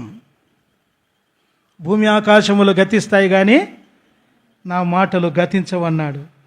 తనకు ఏమని రాయబడిందంట, తాను రాజు కాగానే ఇతడు యెరోబాము సంతతి వారిని అందరినీ హతము చేసెను, ఎవరినైనా యెరోబామునకు సజీవునిగా ఉండనీయక అందరినీ నశింపజేసెను. తన సేవకుడైన షీలోహీయుడైన అహీయ ద్వారా యెహోవా సెలవిచ్చిన ప్రకారము జరిగెను. ఈయనకి ఏమి సెలవిచ్చాడు? తనకు అప్పుడే చెప్పాడు, నేను అతని వంశమనంతటినీ నేను ఊడ్చివేస్తానన్నాడు. నిజంగా ఊడ్చేశాడు. పిలువబడిన వ్యక్తి. ఇతని గురించి దేవుని వాక్యం ఏం చెప్తా ఉంది చూడండి. 11వ అధ్యాయం 1 రాజులు 11వ అధ్యాయము 35వ వచనం, అయితే అతని కుమారుని చేతిలో నుండి రాజ్యమును తీసివేసి అందులో నీకు 10 గోత్రములు ఇచ్చేదను. నా నామమును అక్కడ ఉంచుటకు నేను కోరుకునే పట్టణమైన యెరూషలేములో నా ఎదుట ఒక దీపం నా సేవకుడైన దావీదునకు ఎల్లప్పుడూ ఉండునట్లు అతని కుమారునికి ఒక గోత్రం ఇచ్చేదను. కాబట్టి ఏం చేశాడంటే తను ఆయనకు చెప్పిన మాట, నేను నీకు ఆజ్ఞాపించినదంతా నువ్వు విని నా మార్గములను అనుసరించి నడుచుచు నా దృష్టికి అనుకూలమైన దాన్ని జరిగించుచు నా సేవకుడైన దావీదు చేసినట్లు నా కట్టడలను నా ఆజ్ఞలను గైకొనిన ఎడల నేను నీకు తోడుగా ఉండి దావీదు కుటుంబమును శాశ్వతముగా నేను స్థిరపరిచినట్లు నిన్నును స్థిరపరిచి ఇశ్రాయేలు వారిని నీకు అప్పగించెదను. వాక్కు ఇది, ప్రమాణం ఇది, దేవుడు చెప్పిన వాగ్దానం ఇది. ఇట్లాంటి దానిలో నుండి బేతేలులోను ఏం చేసినాడు? బేతేల్లో దేవునికి విరోధమైన అబద్ధమైన దాన్ని సృష్టించాడు. బేతేల్లోనే దానిలోను ఈ రకంగా చేస్తూ వచ్చాడు. చేసిన దాన్ని బట్టి నిజముగా అంతా దేవుడు ఊడ్చేస్తూ వచ్చాడు. ఈ రకముగా దేవుడు చెప్పిన మాట నిజముగా నెరవేర్చాడా లేదు? ఎప్పుడు అతని సంతానమే లేకుండా తీసేసినాడు. మన జీవితంలో కూడా అంతే. దేవుని అనుసరించకపోతే ఇక్కడ రాయబడింది 3 సంగతులు. రాజైనా, సేవకుడైనా, మామూలు జనమైనా ఎవరిని వదిలిపెట్టాడు ఆయన. నీ సేవకుడంటే నువ్వు సేవకుడంటే ఇదేమి లేదు. హోషేయ గ్రంథంలో రాయబడింది, సామాన్యమైన జనులకు ఎలాగునో యాజకునికి కూడా అంతే. ఎండిపోతుందని చెప్పిన ప్రవక్త దైవజనుడు ఏమని చెప్పినాడు ఆ దైవజనునికి కూడా? చూడండి, ఇప్పుడు ఇతను రాజును కూడా దేవుని మాట ధిక్కరిస్తే వదిలిపెట్టాడు. తర్వాత ఈయన సేవకుడు కదా, నీ సేవకుడైనంత మాత్రము నీకేం 2 కొమ్ములేమి రావు, లేకపోతే నువ్వు పైన లేవు, దేవుని మాట దాటిపోయి నువ్వు ప్రవర్తించడానికి లేదు. ఏం చేసినాడు అతను కూడా? చూడండి 13వ అధ్యాయం 1 రాజులు 9వ వచనం చదవండి. అన్నపానములు పుచ్చుకొనవద్దనియు నీ వచ్చిన మార్గమున తిరిగి పోవద్దనియు యెహోవా వాక్కు చేత నాకు సెలవాయను అని రాజుతో నేను. యెరోబాము నాశనం చేయబడ్డాడు దేవుని మాటను దాటిపోయి అనుసరించకుండా ఉన్నందువల్ల. దైవజనుడు అని 16 సార్లు రాయబడింది ఈ మనిషిని గురించి. పేరు చెప్పుకోకుండా దైవజనుడు అని పేరే చెప్పలేదు. అంటే ఎంత దైవికంగా ఉంటే ఈ మనిషిని గురించి దైవజనుడు అని చెప్పింటాడు. ఎంత దేవునికి అనుకూలమైన జీవితం జీవిస్తూ ఉంటే, దేవుణ్ణి ఎంతగా నిండుగా సేవిస్తూ ఉంటే దేవుని కొరకు ఎంత తాపత్రయం కలిగి ఉంటే పేరు రాయకుండా దైవజనుడు అని ఈ 13వ అధ్యాయము అంతట్లో కూడా ఎంతవరకు అనంటే 31వ వచనం వరకు కూడా 16 సార్లు దైవజనుడు అని రాయబడింది. ఎంత పరిశుద్ధ జీవితము, ఎంత దేవునికి అనుకూలమైన జీవితము కలిగి ఉంటే ఈ మాట రాయిస్తాడు దేవుడు. ఇట్లాంటి వ్యక్తి ఒక శోధన వచ్చింది. రాజు ఎండిపోయినటువంటి చెయ్యి మళ్ళీ తిరిగి ఆయన వేడుకుంటాయా బాగు చేయండి, ప్రార్థన చేస్తే బాగైంది. నీతిమంతుల ప్రార్థన ఆలకించేవాడాయన, తన బిడ్డల ప్రార్థన ఆలకించేవాడాయన, యథార్థవంతుల ప్రార్థన ఆయనకు ఆనందకరమైన, అంత యథార్థవంతుడుగా ఉన్నాడు ఆయన. అయితే రెండవసారి ఏమైపోయాడు? ఎక్కడ జరిగింది? 18వ వచనం, 16, 17, 18 ఉన్నాయమ్మా. ఇప్పుడు ఏం చేశాడంటే నేను చెప్తా. 14వ వచనంలో, అయ్యా ఒక ముసలి ప్రవక్త వచ్చి, అయ్యా నువ్వు వచ్చి భోజనం చేయని అని పిలుస్తూ వచ్చాడు. యూదా దేశంలో నుండి వచ్చిన దైవజనుడు నీవేనా అంటే అవునయ్యా నేనే అన్నాడు 14వ వచనంలో. 15వ వచనంలో ఇప్పుడు అంటున్నాడు, అప్పుడు అతడు, ఈ ముసలి ప్రవక్త అంటున్నాడు, నా ఇంటికి వచ్చి భోజనము చేయమనగా అతడు, నేను నీతో కూడా మరలి రాజాలను, నీ ఇంట ప్రవేశింపను, మరియు నీతో కలిసి ఈ స్థలమందు అన్నపానములు పుచ్చుకొనను. నీ వచ్చట అన్నపానములు పుచ్చుకొనవద్దనియు, నీ వచ్చిన మార్గమున పోవుటకు తిరగవద్దు అనియు యెహోవా వాక్కు చేత నాకు సెలవాయను అని చెప్పాడు. మంచిదే చెప్పినాడు, మంచిదే. మనం కూడా బోధిస్తూ ఉంటాము, మంచిదే. కానీ నిలవాల బోధకు తగినట్టుగా, ప్రార్థనకు తగినట్టుగా నిలవాలా, బల్లలో చేయి వేసిన దానికి తగినట్లుగా బ్రతకాలు నిలవాలా. దైవజనుడే, సేవకుడే ఏమైపోయినాడు? ముసలి ప్రవక్త చెప్పేసరికి, లేదయ్యా నిన్న రాత్రి నాకు ప్రభు చెప్పాడు, కాబట్టి యెహోవా సెలవు పొంది అన్నపానములు పుచ్చుకోమని నన్ను అన్నపానములు పుచ్చుకోవడానికి పిలుచుకురాపో అని నాకు చెప్పినాడు అన్నప్పుడు ఏమైపోయినాడు? ఈయన తొలగిపోయాడు, తప్పిపోయాడు. చాలా జాగ్రత్త. ఇప్పుడే మనం ఇక్కడ ఇట్లాంటి సమయాల్లో చాలా పొరపాటు పడడానికి వీలుంది. అందుకే ప్రభు అన్నాడు, క్రీస్తు ఇక్కడ ఉంటాడు, అక్కడ ఉంటాడు, మీ ఇంట్లో ఉంటాడు, ఈ ఊరిలో ఉంటాడు అంటే మీరు నమ్మొద్దండి. నా నామమున అబద్ధ ప్రవక్తలు వస్తారని ప్రభు చెప్పాడు. ఆరంభంలో మీకు చెప్పాను, మొదటి దినమున. కాబట్టి అట్లా మాటలు చెప్పకూడదు. అతనికి చెప్తే ప్రభు నీకు కూడా చెప్పాలా. అతనికి చెప్పిన మాట వాక్యంలో ఉందా లేదని చూడాలా, వాక్యంలో ఉన్నది నీకు దేవుడు చెప్పాలా. కాబట్టి మనం సేవకుడిగా ఉన్నా, ఒకవేళ ఇతని దైవజనుడు అని ఉంది, ఏమైపోయినాడు? అతని ఇంట్లో అన్నం తిన్నందుకు ఏమైపోయాడు? లాస్ట్కి చూడండి 28వ వచనం, 26వ వచనం, మార్గములో నుండి అతను తోడుకొని వచ్చిన ఆ ప్రవక్త ఆ వర్తమానం వినినప్పుడు యెహోవా మాటను ఆలకింపక తిరగబడిన దైవజనుడు ఇతడే. యెహోవా సింహమునకు అతన్ని అప్పగించి ఉన్నాడు. యెహోవా సెలవు ఇచ్చిన ప్రకారం అది అతన్ని చీల్చి చంపెను అని పలికి. చూసారా, సింహమును ఆయనే పంపిస్తాడని మనం చదువుకున్నాం. ఎవరిని మృంగుదనాన్ని గర్జించు సింహము తిరుగుతానే ఉంది. దేవుని మాటకు వ్యతిరేకం ప్రభు ఒప్పుకోడు. ఎంత ప్రవక్త అయినా. మోషేని విడిచిపెట్టాడా?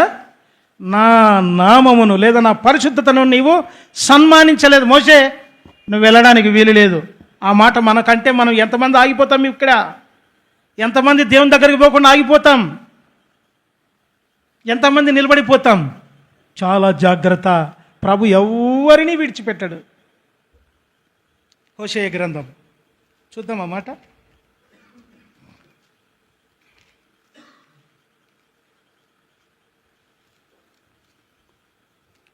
4వ అధ్యాయం 9వ వచనం, కాబట్టి జనులకు ఎలాగో యాజకులకును అలాగనే సంభవించును. వారి ప్రవర్తనను బట్టి నేను వారిని శిక్షింతును, వారి క్రియలను బట్టి నేను వారికి ప్రతీకారము చేయుదును. చూసారా, రాజని కానీ యాజకులు సేవకులని కానీ ప్రవక్తలని కానీ ఎవరిని చూడ్డాయన. మళ్ళీ ప్రభు అన్నాడు, నేను ప్రవక్తల అపోస్తలుల ప్రవచనములైనను ప్రవక్తల వచనములను నేను కొట్టివేయుటకు రాలేదు, నెరవేర్చడానికే వచ్చానంటాడు. దేవుని ఆత్మతో జీవిస్తూ ఉంటే ఈ లోకంలో నిజంగా దేవుని అనుసరించే జీవితం, ఈ బేతెల్లోనే ఉన్నాం, మేము బేర్షెబాలో ఉన్నాం. అనుసరించే జీవితం లేకపోతే బేతెల్లో ఉంటే ఏం లాభము, బేర్షెబాలో ఉంటే ఏం లాభము?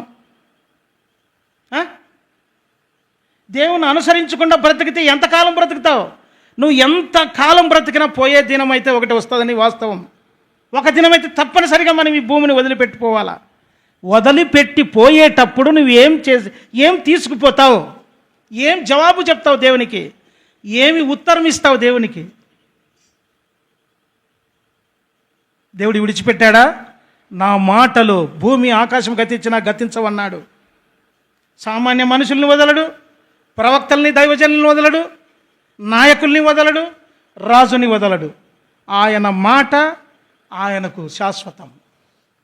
ఆయన మాట అంత ఖచ్చితమైనది. నా మాట దయించు అయినా అగ్ని వంటిది కాదా అన్నాడు. అందుకే దేవుని చేతిలో పడుట భయంకరము. చాలా జాగ్రత్త. మన జీవితం ఆ రీతిగా ఉందా లేదా పరిశీలన చేసుకోవాలా. ఎంతకాలం భూలోకంలో నీ కొరకు నా కొరకే బతుకుతావు? ఎంతకాలము? ఈ లోకంలో దేవుని కొరకు సంపాదించుకోమనంటే నీ కొరకు, నేను కాదు, నా పిల్లల కొరకు. నీ పిల్లల కొరకు నువ్వు సంపాదిస్తే నీ పిల్లలది కూడా తీసుకుని పోతాడు ఆయన. ప్రభు అన్నాడు, ఏమన్నాడు? ద్వితీయోపదేశకాండం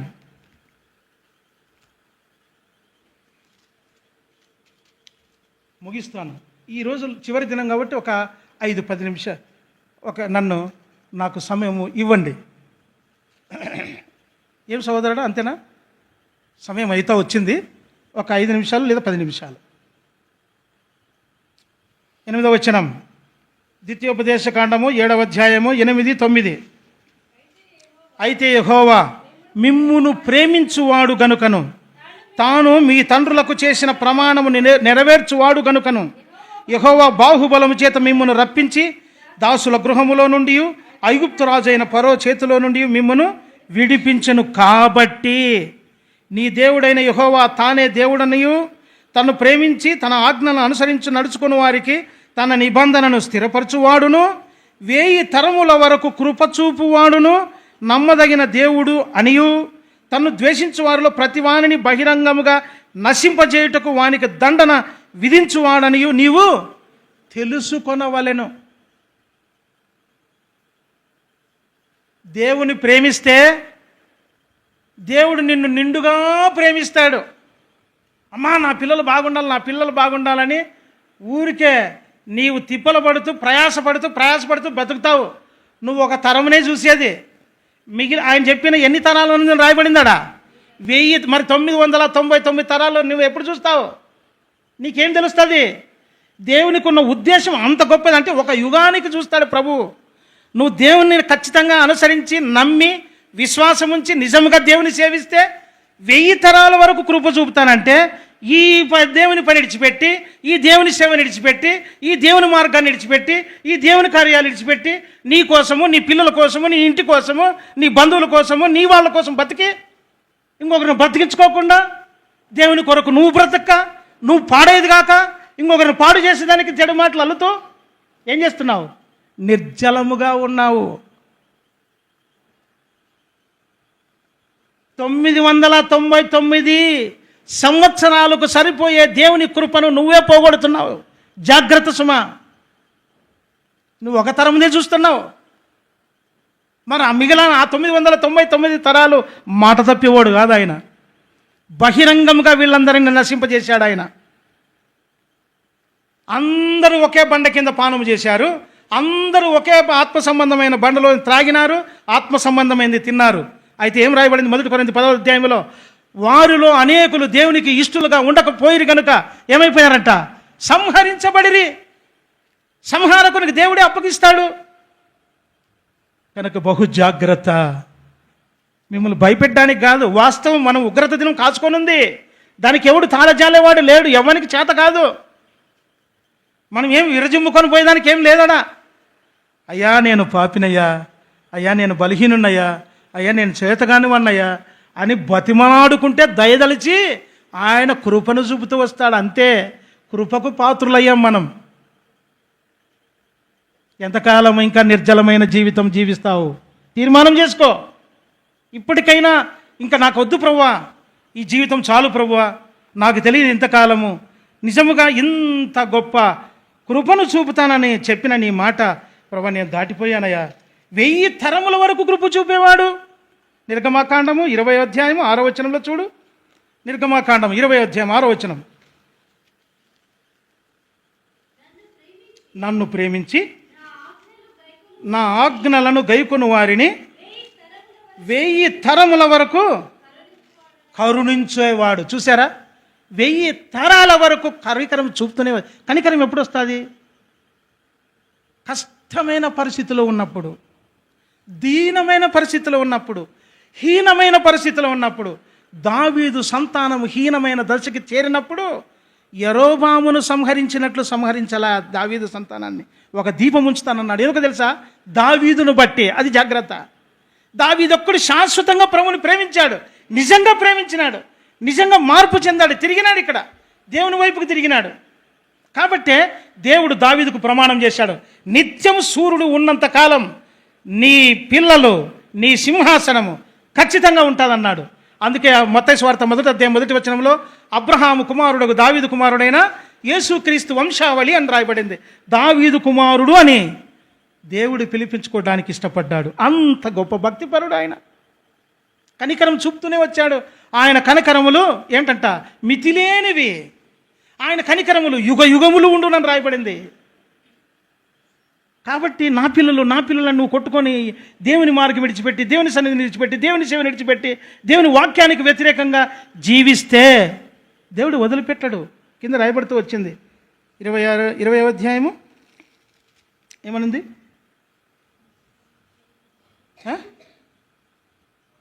6వ వచనంలో ఇంకో కింద మాట అంతేనా? 1000 తరముల వరకు కరుణించువాడు. తర్వాత ద్వితీయోపదేశ కాండము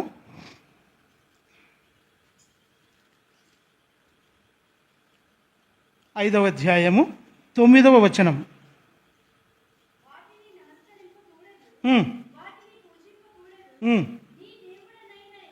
నీ దేవుడనైన యెహోవాయగు నేను రోషము గల దేవుడను, నన్ను ద్వేషించు వారి విషయములో 3-4 తరముల వరకు తండ్రుల దోషమును కుమారుల మీదికి రప్పించుచు, నన్ను ప్రేమించిన ఆజ్ఞలు గైకొని వారి విషయంలో 1000 తరముల వరకు కరుణించు వాడనై ఉన్నాను. చూసారా, దేవుని కనికరముకు, దేవుని కృపకు పాత్రులుగా చేశాడు మనల్ని. దేవుని యొక్క రోషానికి, రౌద్రానికి మనం పాత్రులు కాకూడదు. జాగ్రత్త సుమా. ఈ చివరి బైబిల్ పట్టణం యొక్క చివరి కూడికలో ప్రత్యేకించి మనమందరం, నేను మీరు అందరం హెచ్చరిక చేయబడుతున్నాం. దేవుని కొరకైన జీవితం నిజముగా ఉందా? దేవుని దగ్గర అబద్ధ ప్రమాణాలు చేసేవారుగా ఉన్నామా? దేవుని దగ్గర విచారించే వాళ్ళగా ఉన్నామా? దేవుని సన్నిధిలో నిజముగా అనుసరించి నడుచుకునే వారుగా ఉన్నామా? ఈ 3 అంతల అనుభవం లేకపోతే తప్పనిసరిగా నేను బహిరంగముగా నశింపజేసి తిని అంటాడు. నశింప చేయుదును అన్నాడు, నశింపజేశాడు ఆయన. 6 లక్షల కాల్బలము, 36 లక్షల పైబడి జనాలను తీసుకొస్తే ఎంతమంది ప్రవేశించినారని ఉంది? 2 అని రాయబడింది. మళ్ళీ మిగిలిన వాళ్ళు దగ్గర 36 లక్షల పైబడి అంటే 2 పోతే అంతే, దాదాపు 36 లక్షలు అనుకోండి. ఇంకా పోయిన వాళ్ళంతా ఊడ్చుకొని పోయినారు, 2 తప్ప. కాబట్టి వాళ్ళు బొట్లు చింపుకున్నట్లుగా మనము కూడా హృదయాలు చింపుకొని ప్రభుత్వం ప్రాధేయపడాలా. వాళ్ళు నిండు మనసుతో ప్రభుని అనుసరించినట్లుగా మనము కూడా నిండు మనసుతో ప్రభుని అనుసరించాలా. దేవుని కొరకు, దేవుని బిడ్డలతో నిజంగా యథార్థంగా బ్రతకాలా. అప్పుడే ప్రభు కృపకు, కనికరానికి మనం పాత్రులం అవుతాం. లేదంటే వాళ్ళలాగా మనం కూడా మధ్యలో ఏమైపోతాం? రాలిపోతాము. జాగ్రత్త సుమా. దైవజనుడని ఆయనేమి వదిలిపెట్టలేదే, రాజనేమి దేవుడు ఇడిచిపెట్టలేదే, మామూలు జనులని ఇడిచిపెట్టలేదే.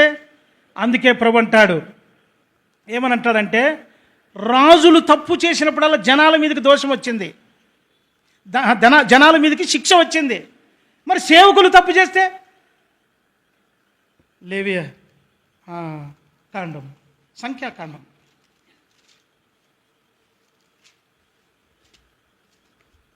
సంఖ్యాకాండము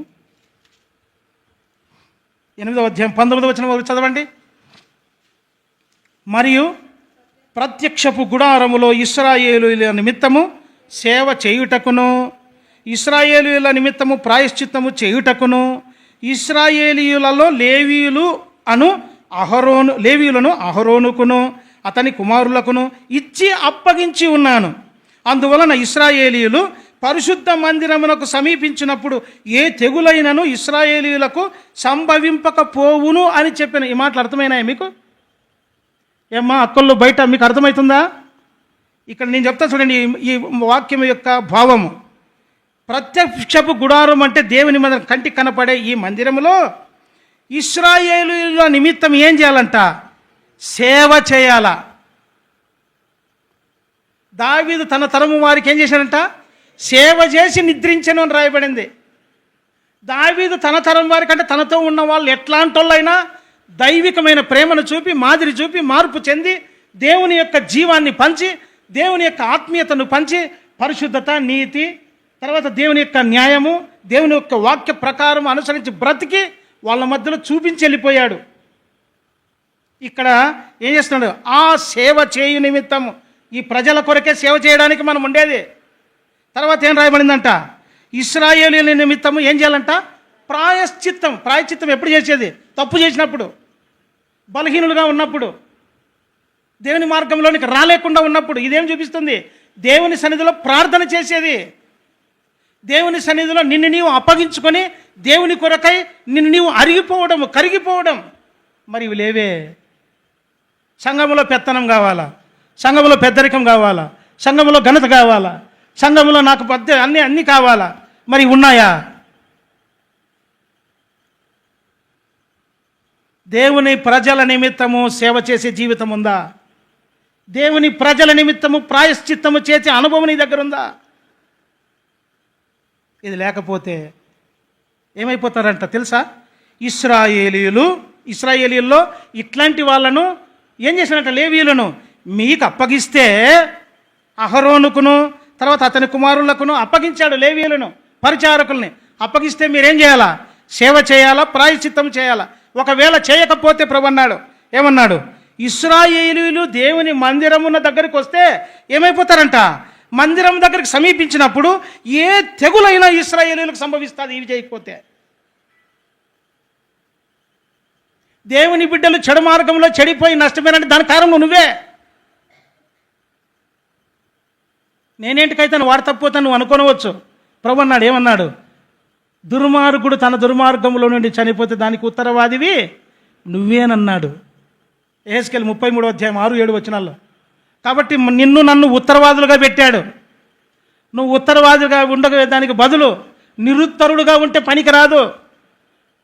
నీ ఇంటి వాళ్ళకు నువ్వే జవాబుదారి. ఆడవాళ్ళైనా మగవాళ్ళైనా నీ ఇంటిలో నీ ఒక్కడే రక్షణ పొందినావు. నువ్వు తల్లివైనా నీ పిల్లలకు జవాబుదారి నువ్వే. నువ్వు కోడలనుకో, నీ అత్తమామలకు, అన్నదమ్ములకు, మరదికి, తోడు కోడలకు నువ్వే ఉత్తరవాదివి.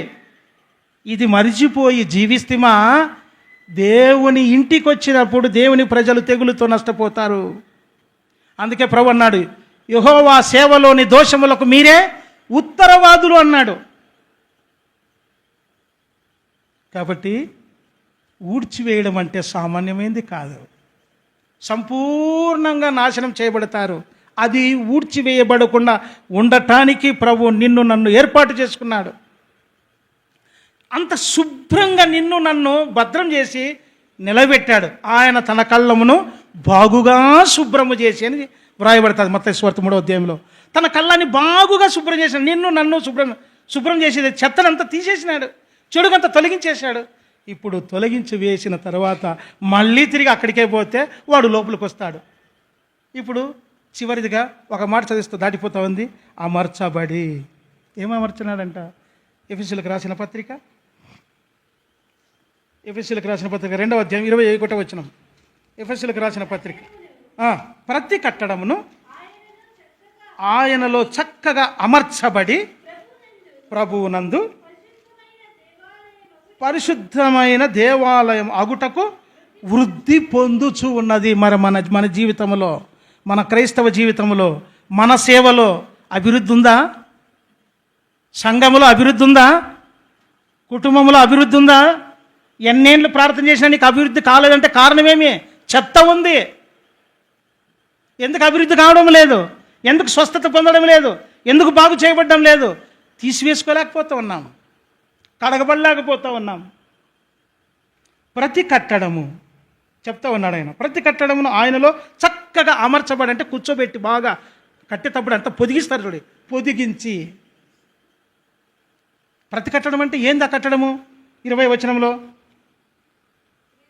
క్రీస్తు యేసే ముఖ్యమైన మూలరాయి అయి ఉండగా అపోస్తలులను ప్రవక్తలను వేసిన పునాది మీద మీరు, అపోస్తలులు ప్రవక్తలు వేసిన పునాది మీద మనమందరం కట్టుకుంటూ ఉన్నాం. కట్టబడాలి, కట్టబడకపోతే లాభం లేదు. అది అమర్చబడటం. చాలు, ఇంకా సమయం దాటిపోతూ ఉంది. ఇంకొకటి చివరిది ఇంకొకటి ఉంది, అది చెప్తాను ఓరలుగా. యుక్తిపరులైన వారు, లూకాసు వార్త 16వ అధ్యాయం. ఇది ఇంతటికి ఆపేస్తున్న, చాలా కొంది మొత్తం. లూకాసు వార్త 16వ అధ్యాయము 8వ వచనం ఒకరు చదవండి. అన్యాయస్తుడైన ఆ గృహ నిర్వాహకుడు యుక్తిగా నడుచుకొనెను అని వాని యజమానుడు వాని మెచ్చుకొనెను. వెలుగు సంబంధుల కంటే ఈ లోక సంబంధులు తమ తరమును బట్టి చూడగా యుక్తిపరులై. ఇప్పుడు ఎన్నో తరం ఇది? 12వ తరం. ఎట్లాంటి వాళ్ళంటే వీళ్ళు యుక్తిపరులు. యుక్తిపరులు అంటే నేను ఓరలుగా చెప్పి ముగిచ్చేస్తాను. యుక్తిపరులు అనగా తెలివితో పనులు చేసుకునేవాళ్ళు. ఈ మనుషునికి యజమానుని ఇంట్లో, ఒక యజమానుని ఇంట్లో పనిచేస్తూ ఉన్నాడు. ఈ మనుషుడు ఎట్లాంటి వాడని రాయబడింది అంటే, ఇతడు అన్యాయస్తుడు. తర్వాత ఇతడు అన్యాయస్తుడే కాదు, దేవుని యొక్క ఆస్తిని పాడు చేసేవాడు. అంతేకాదు, ఇతడు ఇంకా ఎట్లాంటి వాడు అంటే దేవుని ఇంట్లో గృహ నిర్వాహకుడు. దేవుని ఇంట్లో గృహ నిర్వాహకుడు. దేవుని గృహ నిర్వాహకుడై ఉన్నాడు, అన్యాయస్తుడిగా బతుకుతూ ఉన్నాడు, దేవుని ఆస్తిని పాడు చేసేవాడుగా ఉన్నాడు. వెంటనే ఏమయ్యా, 2వ వచనంలో వాడిని పిలిపించి, ఏమయ్యా నేను నిన్ను గురించి వినుచున్న మాట ఏమిటి అన్నాడు. అంటే వాడు వెంటనే అదురుకున్నాడు. ఒకవేళ ఈ పనిలో నుండి, ఈ పదవిలో నుండి నన్ను తీసేస్తే ఎవడు చేర్చుకుంటాడు ఆలోచన వచ్చింది వానికి. ఎవడు చేర్చుకుంటానని ఏం చేసినాడు తెలుసా? వానిలో మార్పు మొదలైంది, వానిలో మారు మనసు మొదలైంది. ఒక వ్యక్తిని పిలిచినాడు, రే నువ్వు ఎంత ఇవ్వాలా అప్పు అని అంటే, 100 మణుగుల నూనె ఇవ్వాలా, 50 రాసుకోపో, 50 ఇడిచిపెడతానన్నాడు. ఇంకొకరిని పిలిచినాడు, రే నువ్వు ఎంత ఇవ్వాలంటే 100 తూములు గోధుమలు అన్నాడు, 50 తూములు ఇడిచిపెడతాను పో అన్నాడు. అంటే క్షమించి వేస్తా వచ్చాడు. వాడు పట్టుకొనిన వాటన్నిటిలో నుండి దేవుని మనసుతో విడిచిపెట్టేసి మార్పు చెందుతూ వచ్చాడు. ఎప్పుడైతే మార్పు చెందినాడో వాడు ఏం చేస్తూ వచ్చినాడంట, ఈ దేవుని యొక్క యజమానుడు వచ్చిన తర్వాత ఆ యజమానుడు వాడిని ఏం చేసినాడు? మెచ్చుకున్నాడు. దేనికి మెచ్చుకున్నాడు? వాడు చక్కగా యుక్తిగా ప్రవర్తించినందువల్ల. ఈ లోక సంబంధమైన మనుషులే ఈ రకంగా యుక్తిగా నడుచుకుంటే మరి వెలుగు సంబంధులు ఇంకెంతగా నడుచుకోవాలా? వాడు మార్పు పొంది ఏం చేసినాడు తెలుసా? తన కొరకు స్నేహితులను సంపాదించుకున్నాడు. తర్వాత ఏం చేస్తూ వచ్చినాడు? తన యజమానునితో మెప్పు పొందాడు. తర్వాత నమ్మకస్తుడు అని పేరు పొందినాడు. 10వ వచనంలో చదవండి. మిక్కిలి కొంచెంలో నమ్మకముగా ఉండువాడు ఎక్కువలోనూ నమ్మకముగా ఉండును, మిక్కిలి కొంచెంలో అన్యాయముగా ఉండువాడు ఎక్కువలోనూ అన్యాయముగా ఉండును. ఇది చాలా ఉంది కాబట్టి ముగ్గు చేస్తున్నా. కాబట్టి ఈ కొంచెంలో అతడు నమ్మకస్తుడుగా మారిపోయినాడు. ఇంతకుముందు మనం కూడా నమ్మకస్తులుగా లేకపోతే ఇప్పటి నుండి అయినా కొనసాగిద్దాం కొత్తదనంతో, కొత్త మనసుతో, వాక్యానుసారమైన జీవితాన్ని, వాక్యానుసారమైన క్రైస్తవ విశ్వాస జీవితాన్ని ఆరంభిద్దాం. క్రైస్తవ సేవను ఆరంభిద్దాం. విశ్వాస సహితముగా ఉండాల. కనుక ఎప్పుడైతే ఈ రకంగా ఉన్నాడో అతడు నిజముగా ఎంతగా మెచ్చుకుంటూ వచ్చాడు, ఎంతగా మెచ్చుకుంటూ వచ్చాడు. చివరికి ఒక మాట చెప్పాడు, 13వ వచనం. ఏ సేవకుడును ఇద్దరు యజమానులను సేవింపలేడు. వాడు ఒకరిని ద్వేషించి ఒకరిని ప్రేమించును, లేక ఒకరిని అనుసరించి, అదే మనం ద్వేషించలేకపోయినా ఒకరిని తృణీకరిస్తాము, ఒకరిని అనుసరిస్తాం. దేవుని వాక్యాన్ని అనుసరిస్తున్నామా, లోకం యొక్క పరిస్థితులు అనుసరిస్తున్నామా? ప్రభు అన్నాడు, మీరు ఈ లోక మర్యాదను అనుసరించక. మామూలేనా ఈ భూమి మీద చెప్తుంటారు, మామూలే మనుషులుగా ఉన్నాం కాబట్టి మనం అట్లా ఉండేదానికి అవుతుంది అంటారు. అట్లా లేకపోతే చస్తావు, అట్లా జీవించకపోతే చస్తావు, జాగ్రత్త. ఇంకొకరిని చంపుతావు నువ్వు. కాబట్టి ఈ రాత్రికాల సమయంలో ఇద్దరిని సేవించలేవు. ఒకరిని ద్వేషిస్తున్నావు, లోక సంబంధమైన జీవితం, పాప సంబంధమైన జీవితం, అది దుష్టతరము వారికి ఉండే జీవితం. దేవుని బిడ్డలుగా ఇంకొకరిని ద్వేషించకూడదు. ఇంకొకరిని నీవు లోపట మనసులో ఏదో పెట్టుకొని చేయకూడదు. తర్వాత ఇక రాయబడింది, ఒకరిని అనుసరించి ఒకరిని తృణీకరించును. నీవు లోక సంబంధమైన మర్యాదను, లోక సంబంధమైన పద్ధతిని అనుసరిస్తూ ఉన్నావంటే దేవుని వాక్యాన్ని తృణీకరిస్తూ ఉన్నావు అని బహు జాగ్రత్తగా గుర్తుపెట్టుకో. నీకు తెలియకుండానే జరిగిపోతుంది. ఈ రాత్రికాల సమయంలో మనమందరము దేవుని వాక్యము చేత గుచ్చబడుతూ ఉన్నాం, హెచ్చరిక చేయబడుతున్నాం. ఇవి బయటకు కాదు, మనకే చెప్పే, నాకు వినే మీకందరికే, బయటలకు కాదు. కాబట్టి ఆ మాట చదువుకొని ముగిద్దామా? మత్తయి సువార్త 24వ అధ్యాయము 34వ వచనం. ఇవన్నీ జరుగు వరకు ఈ తరము గతింపదని నిశ్చయంగా మీతో చెప్పుచూ ఉన్నాను. ఆకాశమును భూమియు గతించును కానీ నా మాటలు ఏమాత్రమును, చాలా జాగ్రత్త, దేవుని వాక్యము సామాన్యమైనది కాదు, అసమానమైనది. దహించి అగ్ని బండలను బద్దలు చేయు సుత్తి వంటిది, అగ్ని వంటిది. దేవుని వాక్యం కాల్చేస్తుంది, కాలిపోతారు. చాలా జాగ్రత్త. అన్యాగ్ని తీసుకొని పోయిన దేవుని బిడ్డలు, దేవుని సేవకుని యొక్క కుమారులు, నాదాబు అబీహులు వెంబటే చచ్చిపోతూ వచ్చారు. చాలా జాగ్రత్త. అందుకే దేవుని పరిచారకులుగా, దేవుని సేవకులుగా మనం సంఖ్యాకాండం 16:48 ప్రకారం చెప్పినట్లుగా చచ్చిన వారికి బ్రతికున్న వారికి మధ్య నిలబడే జీవితం మంది. బ్రతికిన వాళ్ళు విశ్వాసులు, చచ్చిన వారు లోకస్తులు. వాళ్ళు వీళ్ళు కలిసి జీవించాలంటే దేవుని సేవించేవాడు, దేవుని ఇంటిలో గృహ నిర్వాహకులుగా ఉండేవాడు ఏం చేయాలా? దేవునికి మధ్యలో మధ్యవర్తిగా నిలవబడాలా. ఇదే మాట మొదటి పేతురు 4వ అధ్యాయం 10వ వచనం అంటాడు, మీరు మంచి గృహ నిర్వాహకులై ఉండి ఈ పనిని నిర్వర్తించుడి అంటారు. కాబట్టి మనము మంచి దేవుని గృహ నిర్వాహకులుగా ఉండాలా. ఈ రాత్రికాల సమయంలో ప్రియమైన వారలారా, ఒక 10 నిమిషాలు దాటిపోయింది, నన్ను మన్నించండి. ఈ రాత్రి ఇది చివరి దినం కనుక కొంత సమయం తీసుకున్నాను. ఈ రాత్రి ఇంటికి వెళ్ళిన తర్వాత మనం పరీక్ష చేసుకుందాం. రేపు మనది కాదు, మనం నిన్నటి వారమే. రేపు ఏమి సంభవించినా ఎవరికి తెలుస్తుంది? ఎవరికీ తెలియదు. మన ఎవరు ఇస్సాకు తర్వాత రిబ్కాము పోతారని అనుకున్నామా? వెంటనే వెళ్ళిపోయినారా లేదా? చాలా జాగ్రత్త. మనకు కూడా ఆ గడి అట్లాంటిది ఎప్పుడు వస్తుందో, ఏ టైంలో వస్తుందో తెలియదు. భక్తుల్లాగా ఉన్నప్పుడు వస్తుందో, భక్తిలో నుండి తొలగిపోయినప్పుడు వస్తుందో తెలియదు. మీ యజమానుడు మీరు అనుకోనని గడియలో వస్తానన్నాడు. ఆయన దొంగలాగా వస్తానన్నాడు. దొంగ చెప్పిరాడు. కాబట్టి ఆ దినానికి తట్టుకోలేం. ఆయన వచ్చినప్పుడు ఆయన ఎదుర్కోలేం.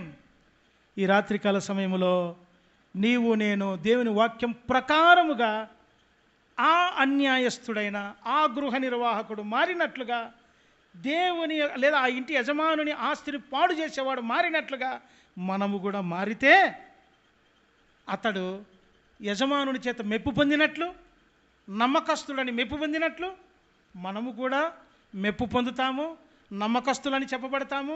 బలా నమ్మకమైన మంచి దాసుడు అంటాడు. తర్వాత ఏం చేస్తాడు? ఆయన అనేక స్నేహితులను సంపాదించి ఇస్తాడు. అనేకులు మనకు ద్వారాగా పగడాల ప్రవీణ్ అన్న అటువంటి విశ్వాసంలో ఉండి వెళ్ళిపోయినాడు. కాబట్టి ఈరోజు బ్రతికున్నప్పటి కంటే తాను చంపబడిన ఈ దినాల్లో అనేకులు ఆయన బోధల చేత ప్రేరేపితులుగా చేయబడుతూ వచ్చారు. భక్సింగ్ గారు చనిపోయిన తర్వాత ఆ వెలుగుమయము, అది సూర్యుని ఆ వలయము చుట్టుకుంటూ వచ్చింది. అనేకులు చూస్తూ వచ్చారు. ఊరికే పేర్లు చెప్పుకొని కాయలు అమ్ముకునేది కాదు మన బతుకు. హెబ్రోను సహవాసం అని చెప్పుకోవడం కాదు. నిజమైన జీవితం, నిజమైన విశ్వాస క్రైస్తవ జీవితం మనము ఉండే సంఘములో, మనము జీవిస్తున్న ఇంటిలో, చుట్టుప్రక్కల వారి మధ్య వెలుగుమయంగా బ్రతకాల్సిందే. చచ్చినా కూడా ఈ జీవితం జీవించాల్సిందే.